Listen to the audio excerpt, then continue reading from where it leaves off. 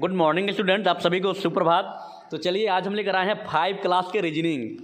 आप सभी को स्क्रीन पे दिखाई भी दे रहा होगा। क्लास 5 के रीजनिंग है। जो जितने इंपॉर्टेंट क्वेश्चन हैं जो आपके एग्जाम के निर्देश से यहाँ पे सेट किए गए हैं वो सारे यहाँ पे मेंशन हैं। यहाँ से देखने को मिलेगा आपको 80-90% जो क्वेश्चन टच करेंगे एग्जाम में। तो आप लोग बिल्कुल प्रैक्टिस करते रहिए, चैनल के साथ जुड़े रहिए और चैनल को शेयर सब्सक्राइब करते रहिए और पूरा मतलब एकदम दिलो जान से तैयारी में लगे रहिए। तो चलिए फिर आगे बढ़ते हैं और देखते हैं कि रीजनिंग में किस तरह क्वेश्चन आप सभी के लिए सेट किया गया है। चलिए अगले पेज पे चलते हैं। जैसा कि पहला क्वेश्चन यहाँ पे दिखाई दे रहा होगा आप सभी को, given question are based on coding decoding, यानी कि दिए हुए प्रश्न कोडिंग डिकोडिंग पर आधारित हैं। ठीक, अब कोडिंग डिकोडिंग क्या होता है? तो कोडिंग और डिकोडिंग मतलब कोडिंग का है, देखिए कोडिंग और इस कोडिंग में लग गया डी कोडिंग यानी ओपोजिट, यानी जो कोड है जैसे ए है 1 पर और उसके बाद जेड है 26 पर। तो अब सीधा देख रहे हैं वो तो कोडिंग बोलेंगे, जब उल्टा उसको करेंगे तो डी कोडिंग हो जाएगा। तो वही अल्फ़ाबेट के सारा सीरीज इसमें दिया हुआ है। तो कोडिंग डिकोडिंग के बारे में क्वेश्चन देखिए यहाँ पे, जैसा कि फर्स्ट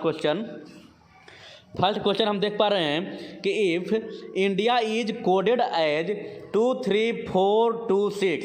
अब से इंडिया ना पढ़ करके हम ये इस भाषा में पढ़ेंगे कि INDIA, यानी कितने लेटर यहाँ पे हैं? 2 3 5 लेटर हैं। तो INDIA में 5 लेटर हैं। ये 5 लेटर को का कोड हमें यहाँ पे दिखाई दे रहा है कि दिया है 2 3 4 2 6। एंड ग्रीस यहाँ पे लिखा हुआ है GREECE इज कोडेड एज 789919, यानी कि INDIA को 2 3 4 2 6 लिखा जा रहा है, GREECE को 789919 लिखा जा रहा है। Then how will dear be coded? तो डियर को यानी कि DEAR इस वर्ड का कोड क्या होगा? देखिए यहाँ पे समझाया गया है, जैसा कि यहाँ पर दिखाई दे रहा है इंडिया। पहले हम आपको बाहर समझा दे रहे हैं बढ़िया से। देखिए पहले से अगर इंडिया लिखा है INDIA, इसका कोड क्या दिया है? तो I का लिखा है 2, देखिए यहाँ पे, फिर N का 3 हो गया, फिर D का 4 हो गया, फिर I आ गया तो उसका 2 हो गया, फिर A आ गया तो 6 हो गया। जैसा कि यहाँ पे भी दिखाई दे रहा है I का 2 यहाँ पे, तो यहाँ भी I का 2 है। ठीक, दूसरा जो ग्रीस दिया हुआ है GREECE, इसका कोड है G का 7 हो गया, फिर R का 8 हो गया, E का 9 डबल हो गया, C का 1 हो गया और इधर सिंगल E हो गया तो इसका 9 हो गया।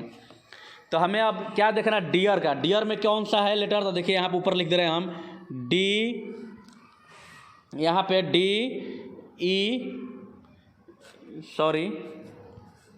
फ्रेश कर दे रहे हैं। हाँ देखिए यहाँ पे जो लिखा है DEAR डियर। तो अब देखिए डी का, तो इंडिया में डी है, इंडिया में 3 नंबर पर डी है IND, तो 3 नंबर कोड क्या है? 4 है, तो डी का 4 हो जाएगा। उसके बाद ई देखिए इंडिया में ई नहीं लिखा हुआ है, पर यहाँ पर ग्रीस में ई लिखा हुआ है, E का 9 यहाँ पे है, लास्ट में ई है तो उसका भी 9 लिखा है, तो यानी कि ई का हमें 9 कोड होगा। फिर उसका ए का देखिए इंडिया में ए दिया हुआ है, लास्ट में ए है, ए का यहाँ पे 6 है, ए तो ए के यहाँ पर 6 देखिए 6 दिया हुआ है तो 6 लिखेंगे। ठीक, उसके बाद आर, इंडिया में तो आर नहीं है, पर यहाँ पर ग्रीस में देखिए जी के बाद आर दिया है दूसरा स्थान पे, तो आर का यहाँ पर 8 लिखा हुआ है, 8 तो 8 लिख देंगे।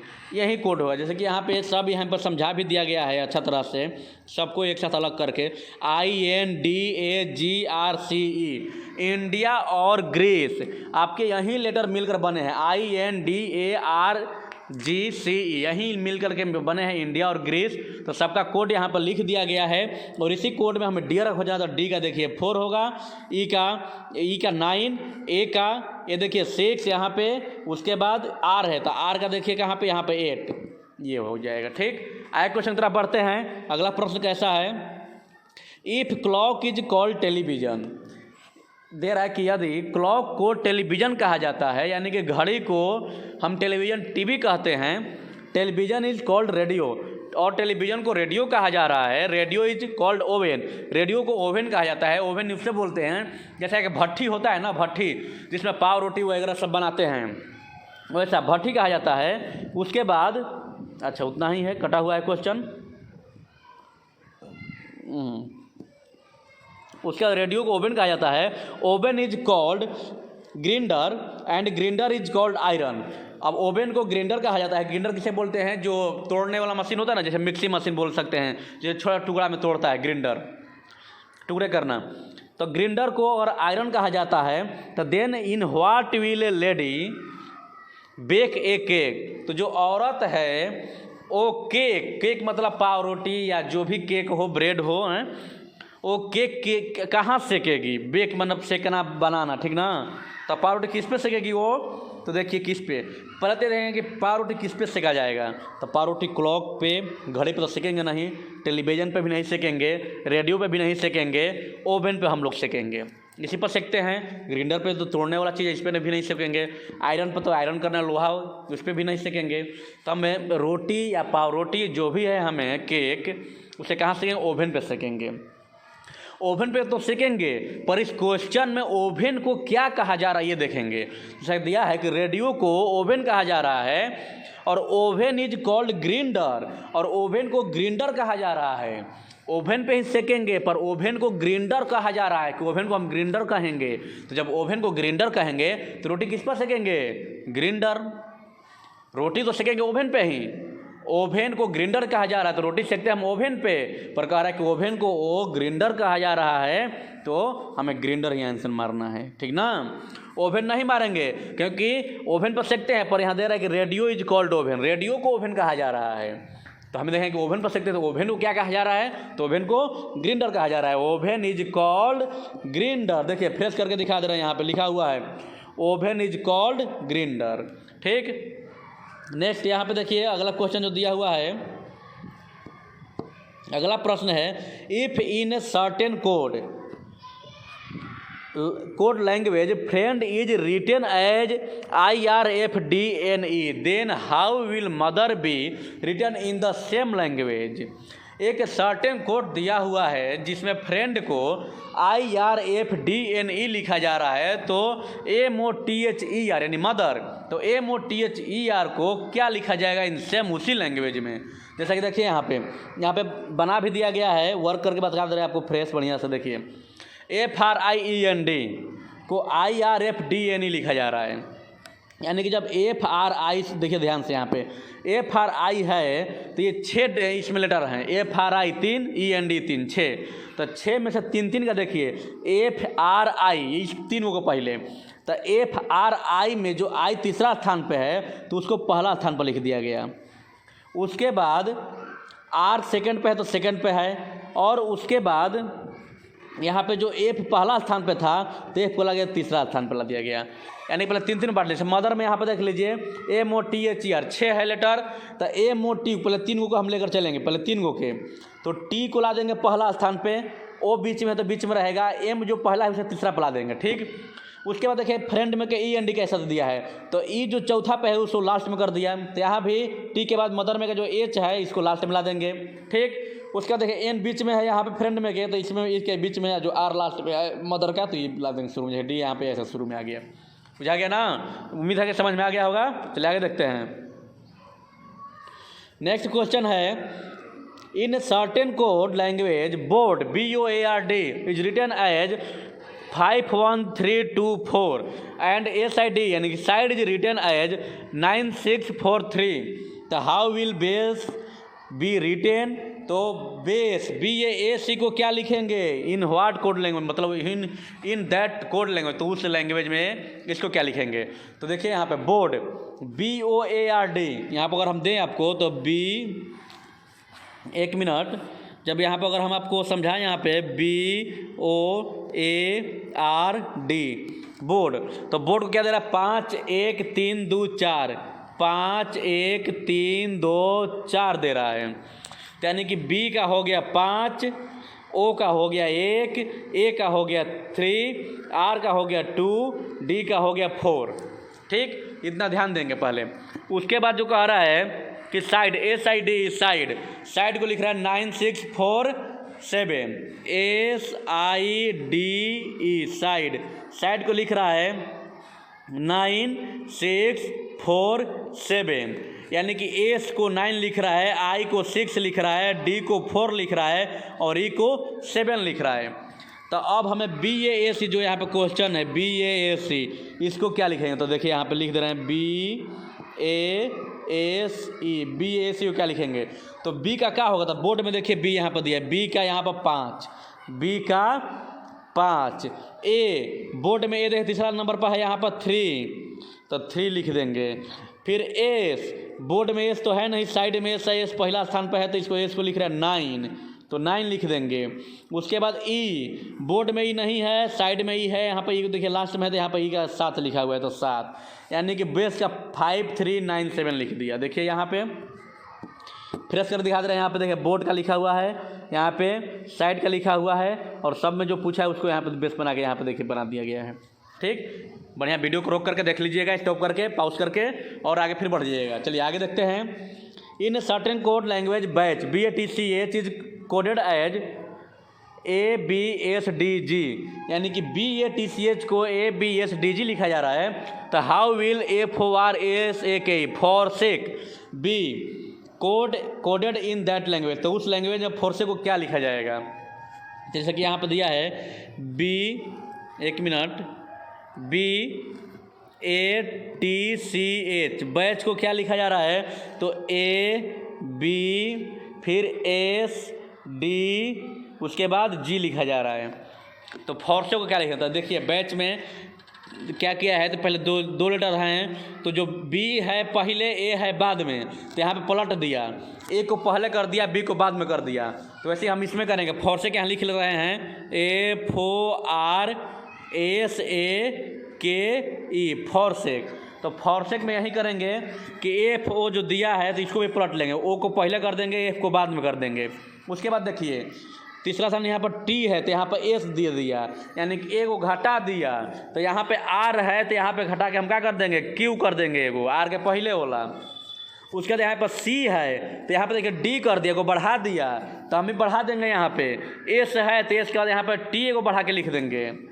उसके बाद देखिए यहाँ पर H है तो H को G कर दिया, वो घटा दिया, G के बाद H होता है तो H के यहाँ पर G को घटा दिया। तो जैसे हम A के पहले वाला क्या होता है, तो एक पहले Z होता है A के पहले, तो वो हम लिख देंगे, यानी घटा रहा है बढ़ा लगातार कर रहा है। तो उसके बाद K आ गया, तो K के जब घटा के यहाँ पर लिखा है तो K का बढ़ा के लिख देंगे LJKL, K के बाद L होता है। और E लिखा है तो E को हम K को बढ़ा के लिखे L, तो E को घटा को लिख देंगे, क्या लिखेंगे यहाँ पे? D लिख देंगे। ठीक, तो क्या हो जाएगा आंसर हमारा? OFQTZD, ये हमारा आंसर हो जाएगा। ठीक, याद रखिए, बढ़िया समझ गए होंगे उम्मीद है। चलिए चलते हैं अगले नेक्स्ट पेज पर और देखते हैं किस तरह क्वेश्चन वहाँ पे सेट किए गए हैं। यहाँ पे अगला क्वेश्चन जो दिया हुआ है, in certain code language English is written as FPJLHQE, ये लिखा जा रहा है। तो then how will present be written in that language, तो हमें इंग्लिश को FPJLHQ लिख रहे हैं, तो then how will present be written in that language, तो उसी भाषा में हम प्रेजेंट को क्या लिखेंगे? तो देखिए यहाँ पे तो पहले इंग्लिश समझ लेंगे क्या उसमें दे रहा था। ENGLISH इंग्लिश हो गया। इसको क्या लिख रहा है? तो FPJ फिर LHQE, ये लिख रहा है। तो कैसे लिख रहा है पहले इसको देखेंगे हम।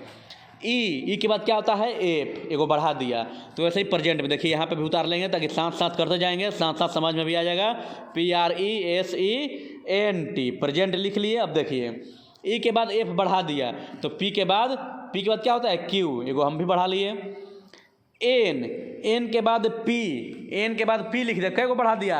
एन के बाद क्या होता है? एन के बाद होता है ओ, और तब होता है पी, यानी कि एगो छोड़ के आगे बढ़ गया। तो हम भी आर के बाद क्या होता है? एस होता है, तब टी होता है, तो एस को छोड़ के आगे बढ़ जाएंगे, टी यहाँ पर लिख लेंगे। ठीक, टी लिख लेंगे, यहाँ पे टी लिख लिए। उसके बाद देखिए जी यहाँ पर दिया हुआ इंग्लिश में का जी, तो उसको जे लिख दिया, तो क्या बढ़ा दिया? जी के बाद क्या होता है? तो जी के बाद होता है एच आई, उसके बाद जे होता है, यानी कि दो को बढ़ा दिया, तो हम भी यहाँ पे दो को बढ़ा देंगे, देखिए ध्यान से कहाँ तक लिखा हम यहाँ पे। तीसरा ई है, ई के बाद क्या होता है? ई के बाद ई एफ जी, और तब होता है एच, तो दो गो बढ़ा के एच लिख देंगे। क्या लिख देंगे? दो गो बढ़ा के एच लिख देंगे। देखिए यहाँ पे एच लिख दे रहे हैं। ठीक। नेक्स्ट आगे यहाँ पर एल है तो एल का क्या लिख दिया, चौथा आप देखिए ENGL, चौथा चल रहा है तो चौथा में देखिए यहाँ पर एल लिख दिया, एल का एल ही लिख रहा है तो वैसे ही हम एस का भी एस ही लिख देंगे। ठीक। उसके बाद देखिए आई है तो आई को एच लिख रहा है तो आई को एच लिख रहा है यानी घटा ले रहा है। अब देखिए घटाने पर क्या होगा, अगर हम यहाँ पर सीधा अगर एच लिखें तो इसके बाद क्या होता है GHI, यानी कि जस्ट उसके पहले वाला लिख दिया है, आई लिखा तो यहाँ को पहले वाला एच डाल लिया है।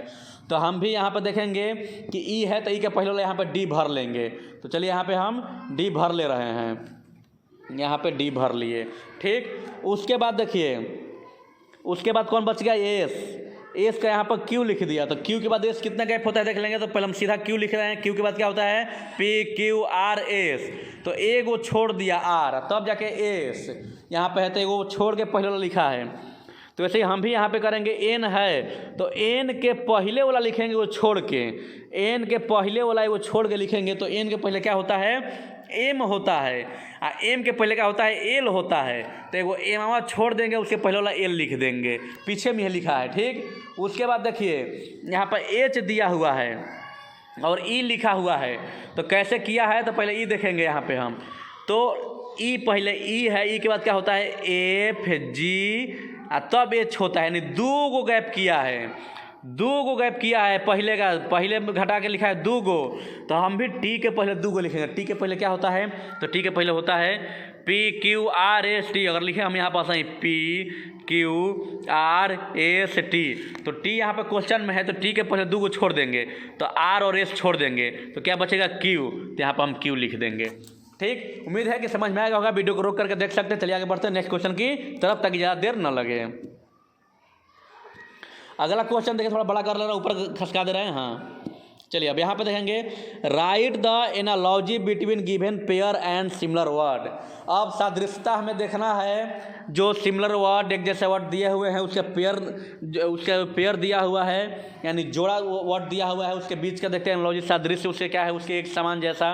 तो जैसे दिया है ओडोमीटर, ओडोमीटर का स्पीड से संबंध जो है, तो वैसे ही जो सिग्मेनोमीटर दिया है उसका संबंध किससे होगा, तो ओडोमीटर जो स्पीड है, ओडोमीटर जो है गाड़ी का चाल स्पीड नापता होगा। आप देखे होंगे बाइक वगैरह, तो बाइक में जो गोल ऊपर देता है ऐसे करके और उस पर यहाँ पर दिया रहता है 0, 10, 20, 30, 40, 50, 60, 70, 80 स्पीड में कांटा चलता है। जब गाड़ी चलती है धीरे धीरे तो 10, 15 में रहेगा, फिर 20, 30 कांटा उठते जाएगा, जितना स्पीड जाएगा उतना कांटा जाएगा 70, 80 की स्पीड में।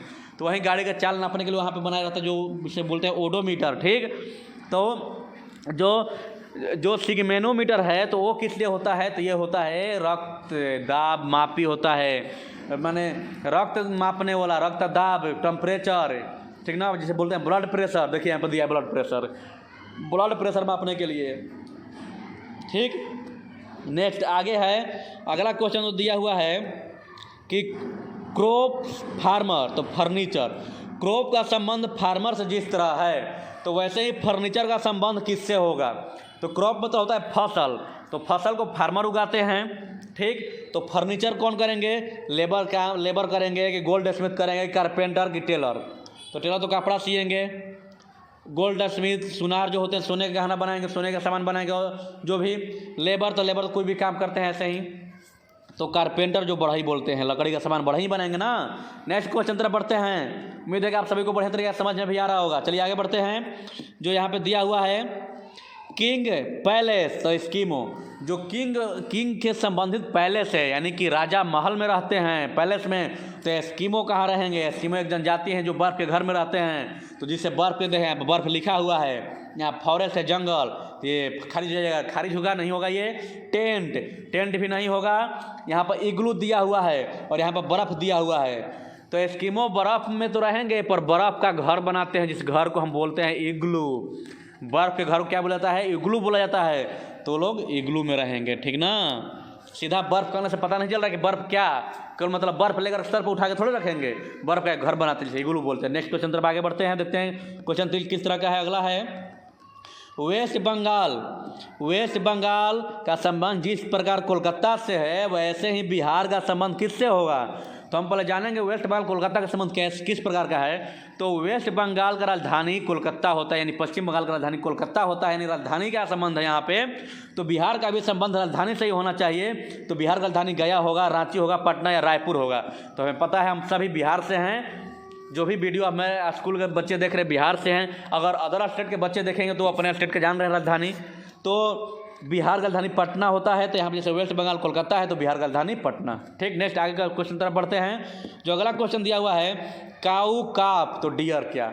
जैसे काऊ का संबंध जिस प्रकार काफ से, यानी काऊ के बच्चे को काफ बोलते हैं, तो डियर के बच्चे को क्या बोलते हैं। तो डियर के बच्चे को बोलते हैं फॉन। देखिए यहाँ पर लिखा हुआ है, याद रखेंगे।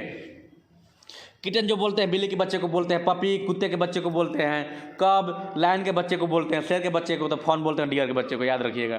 चलते हैं नेक्स्ट पेज पर, देखते हैं वहाँ पर किस तरह क्वेश्चन सेट किए हुए हैं। नेक्स्ट क्वेश्चन यहाँ पे है गैरेज मशीन तो किचन का क्या संबंध है। तो जिस प्रकार गैरेज का संबंध मशीन से है, गैरेज आप जानते होंगे, गैरेज में यहाँ पे मशीन रखा जाता है, या गैरेज में कोई गाड़ी भी खड़ी की जाती है, रखी जाती है। तो गैरेज मतलब एक सामान रखने का जगह है, ठीक ना, जिसमें मशीन हैवी वेटेड मशीन रखे जाते हैं। तो किचन का संबंध किससे होगा। तो किचन का मैनेजर से होगा कि वेटर से होगा कि होटल से कि चौपर से होगा। तो किचन का संबंध वेटर से होगा। आप सुने होंगे कि होटल में वेटर खाना देते हैं, तो किचन में वेटर ही रहेंगे जो आपको खाना के लिए काम करेंगे, किचन का सारा काम करेंगे, ठीक ना। नेक्स्ट है रेस ट्रैक तो स्केटिंग, यानी कि रेस जो होता है, जो दौड़ होता है, रेस होता है, तो रेस ट्रैक पे होता है, उसका ट्रैक बनाया हुआ रहता है। इसका ट्रैक का मतलब यह नहीं कि रेलवे ट्रैक ही केवल उस पतला पे नहीं। जैसे किसी का रोड पिच बन गया, किसी पे हमें दौड़ना है रोड पे, तो रोड रेस के लिए ट्रैक हो गया, ठीक ना, वो रास्ता हो गया उसका। तो स्केटिंग किस पे हम खेलते हैं, तो रिंग पे खेलते हैं। जहाँ स्केटिंग करते हैं, जो बर्फ़ का एरिया जगह होता है उसको हम रिंग बोलते हैं। देखिए रिंग है, बी में रिंग है, तो रिंग हम नहीं कह रहे हैं, ग से गमला नहीं, रिंग क से कमल, रिंग, ठीक, ये याद रखिएगा। एरिना दिया ही अखड़ा होता है, जिसमें अखड़ा पहलवानी करते हैं, ठीक ना, जो पहलवान दो लड़ते हैं आपस में। वो कोर्ट मतलब जैसे कोर्ट में जैसे कि बैडमिंटन होता है उसका कोर्ट घिरा रहता है, कबड्डी हो गया कोर्ट जिसमें रहता है कि चीन से बाहर नहीं जाना है, उसका घेरा अंदर भी रहता है, ठीक, वो है। नेक्स्ट क्वेश्चन तरफ आगे बढ़ते हैं। अगला क्वेश्चन है यहाँ पे कप प्लेट चेयर। तो कप का संबंध प्लेट से है, तो वैसे ही चेयर का संबंध किससे होगा, ये ऑप्शन के सारे देखेंगे। कप प्लेट जो एक साथ संबंध है दोनों, कप प्लेट साथ जो हम बोलते हैं, तो ऐसे चेयर का टेबल से या फैन से या पेन से, वाल से। तो वाल का पेन का मतलब ही नहीं है, फैन भी मतलब नहीं है, चेयर और टेबल दोनों एक साथ वाले हैं। चेयर टेबल, कुर्सी के साथ टेबल रहता है, ठीक, इस संबंध से कप प्लेट, ठीक। नेक्स्ट आगे चलते हैं, अगला क्वेश्चन देखिए। आगे चलते हैं नेक्स्ट क्वेश्चन की तरफ, जो यहाँ पे दिया हुआ है कि mister Popat said his only brother's mother is my father wife.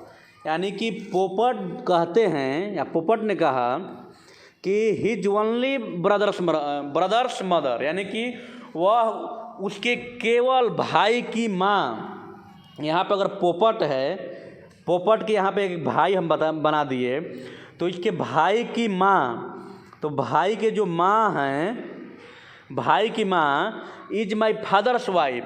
मेरे ये पोपट जो है कह रहे हैं कि मेरे भाई की माँ, यानी किसकी भी माँ हो गई, तो मेरे भाई की माँ मेरे पिता की पत्नी है। तो मेरे पिता की पत्नी है, तो बात सही है, पिता की पत्नी है, दोनों जब भाई है तो पिता की पत्नी उसकी माँ हो ही गई। तो उसके बाद how is mister Popat related to the person. तो मिस्टर पोपेट का उस व्यक्ति के साथ क्या संबंध है, तो बाप बेटा का संबंध है, ठीक, यहाँ पे सन सही उत्तर हो जाएगा।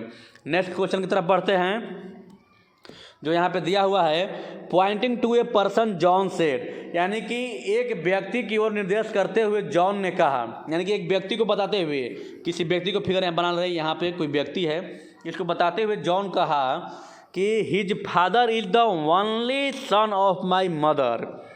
कि इस व्यक्ति के बारे में कहा कि इसके पिता, यानी कि इस व्यक्ति के पिता, यहाँ पर एफ हम कर दिए इसके ऊपर, कि इस व्यक्ति के पिता is the only son of my mother.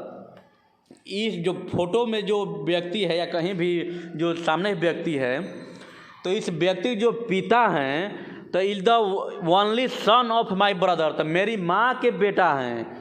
यानी कि जो पिता हैं ये मेरी माँ के बेटा हैं, यानी कि जो जॉन यहाँ पे है जॉन यहाँ पे है तो इसकी माँ हम यहाँ पे बना दिए, इसकी माँ के बेटा, इसके माँ के ही बेटा हैं।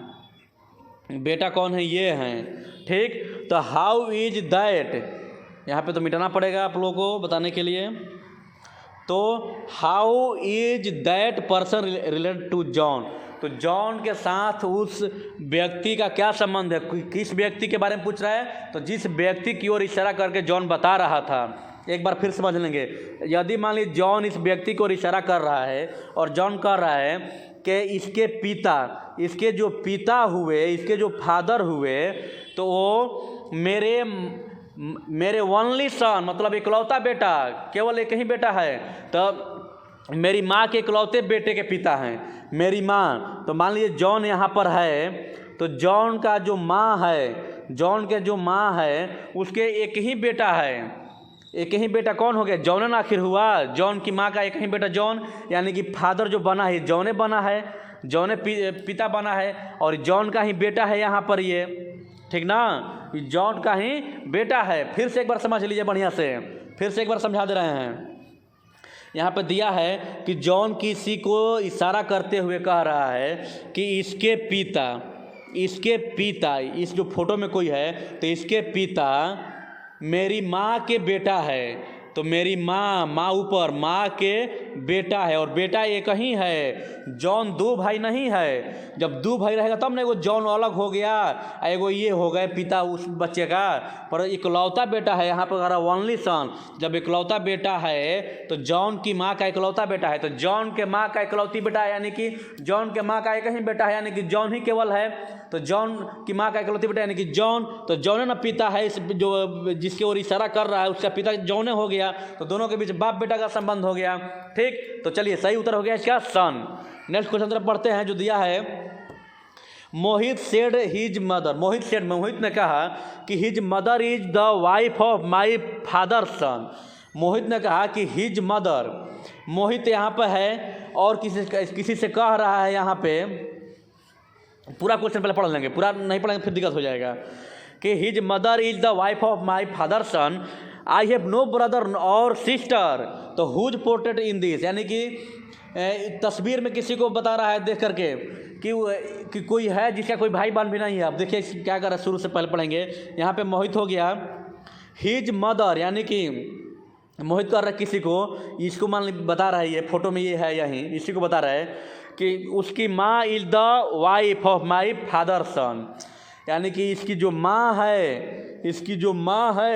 वो क्या है? तो मेरे पिता के पुत्र की पत्नी है, वाइफ है। Is the wife of my father son, यानी मेरे पिता के पुत्र की पत्नी है। तो ये जो माँ है तो मेरे पिता, ये मोहित के जो पिता हो गए, पापा हो गए, मोहित के पिता की पत्नी, मोहित के पिता के पत्नी, तो मोहित के पिता यहाँ पर कर दे रहे हैं, मोहित के पिता यहाँ पे कर दिए, ये यहाँ से खारिज कीजिए। मोहित के पिता की पत्नी, मोहित के पिता की पत्नी कौन है? तो इस लड़के की माँ है, और इसके पास कोई भाई बहन भी नहीं है, तो क्या हो गया? तो मोहित का बेटा हो गया। ठीक ना, क्या हो गया? मोहित सन। ठीक, मोहित का बेटा हो गया। उम्मीद है समझ गए होंगे। नहीं तो फिर से एक बार और प्रयास कर रहा है आपको समझाने के लिए कि मोहित क्या कह रहा है, कि मोहित कह रहा है कि उसकी माँ, कोई यहाँ पर है तो इसकी माँ, इसकी जो माँ है वो क्या है? कि वाइफ ऑफ माई फादर सन, मेरे पिता के बेटा की पत्नी है। तो मोहित के, मान लीजिए यहाँ पे मोहित के पिता वहाँ पे हो गए, और मोहित के पिता के बेटा, तो मोहित जब एक ही भाई है, दे रहा है यहाँ पे I have no brother sister, Mohit के कोई भाई बहन नहीं है, तो मोहित के जो पिता हो गए तो पिता के बेटा यानी कि केवल मोहित ही, और मोहित की पत्नी, तो मोहित की पत्नी इस बच्चे की माँ है, तो क्या है? तो मोहित का ये बेटा है। ठीक ना, मोहित एक ही भाई है तो मोहित का बेटा हो गया। चलिए नेक्स्ट क्वेश्चन तरफ बढ़ते हैं जो अगला है। If P is husband of Q, यदि पी जो है ये हस्बैंड है क्यू का, क्यू क्या है? तो वाइफ है, पी क्या है? तो हस्बैंड है।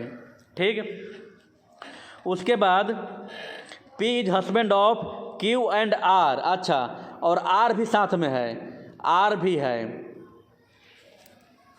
P is husband of Q and R is mother of S and Q। नहीं, ऐसा नहीं कर रहा है।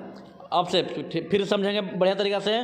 P is husband of Q, P जो है हस्बैंड है Q का, P हस्बैंड है, Q वाइफ है, और आगे दिया है कि R is mother of S and Q। R जो है मदर है, यानी कि R जो है माता है S एंड Q का। तो S और